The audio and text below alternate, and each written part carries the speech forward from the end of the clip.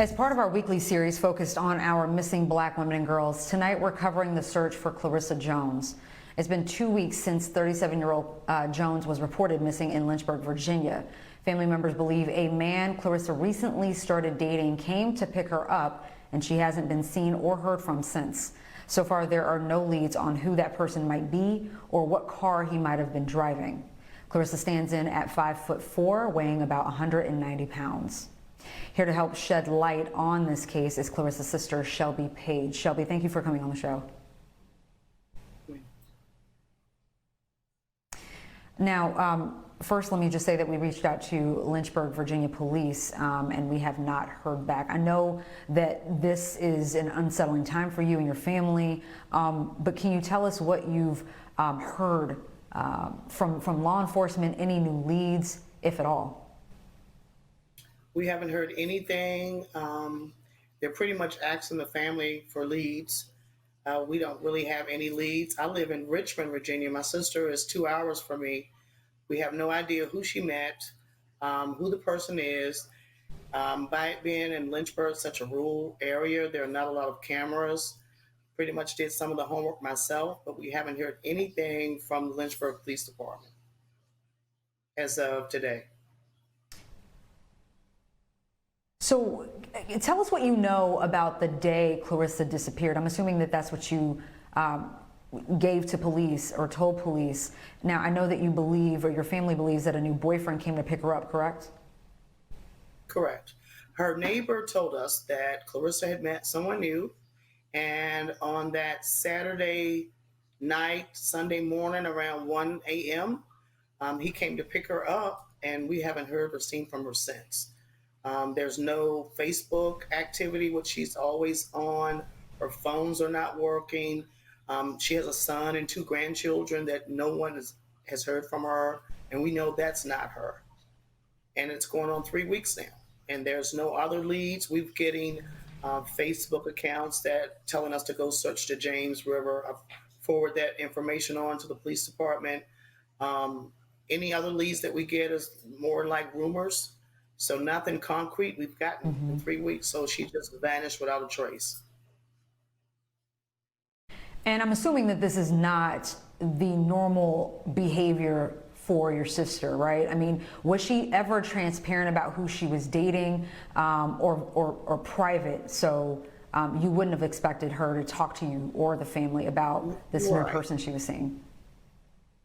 Yeah, she's pretty private. I mean, she's 37 years old. I'm the older sister, so she really didn't share a lot with me as far as the people that she was dating or going out to see. This is definitely not her behavior. She would never not talk with her son for days or her grandchildren. But the thing is, we have no idea who this person that she met, how she met him, where she met them. Nobody's seen her leave with him. So we're just at a standstill at this point and just waiting for the Lynchburg Police Department to maybe find some leads, some camera footage or something that we can go on. So speaking of the police department, what has your interaction been like with the department? Because, I mean, we talk about these issues, especially when it comes to black families, where law enforcement don't take our cases seriously enough. They write them off as runaway cases, and just don't give the resources and support that we really do need in order to bring back our loved ones. So what has that interaction been like with them? Well, when I first went to Lynchburg, I went to the area where they said she was last seen. I looked for video cameras myself. I took pictures of the area. I got the witnesses' names, her neighbors that had called me to tell me that she had left with a new friend. I gave the police department the phone numbers that we had for her that she called. She had a couple of phones. We gave them everything that we could possibly do. So more than likely, we were getting the leads to have them follow up. We haven't heard a thing. We haven't gotten the phone record subpoena to see who the last person she called, which we know she had to make a call for him to come by and pick her up at the home. So we're waiting for that. Maybe that would help, but it's been 3 weeks now. And no information whatsoever, nothing. Now, I understand that you have been working with our partners over at the Black and Missing Foundation, and unlike the police department, they have been supportive of you and your family. Talk about how important their support is as you continue to search for your sister. It's really important, and time is of the essence. I mean, it's been 3 weeks, and she has a mother. Our mother is battling lung cancer. She had her surgery to remove a cancerous kidney yesterday. She's asking where Clarissa is, and it's very important that we have some sort of support to let us know that they're actually trying to find her.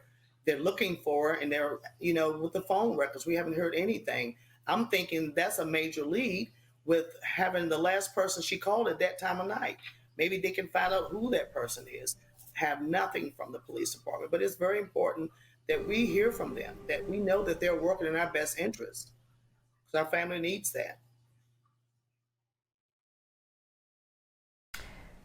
Shelby, before we go, I want to give you a moment to send a message to your sister and anyone who may have information about her case.